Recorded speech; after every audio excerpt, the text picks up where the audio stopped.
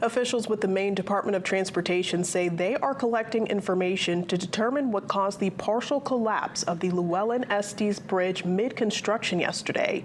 The agency says they are working with all partners involved in all aspects of the design, fabrication, and construction for the investigation.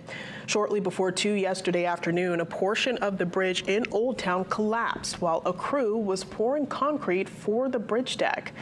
MaineDOT says construction contractors working on site suffered non-life-threatening injuries. Old Town Police told WABI that 3 workers were hurt.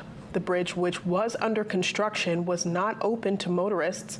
The department says they are coordinating with local, state, and federal agencies, including the Maine Department of Environmental Protection, to find and mitigate any concerns, adding there have been no significant environmental impacts found.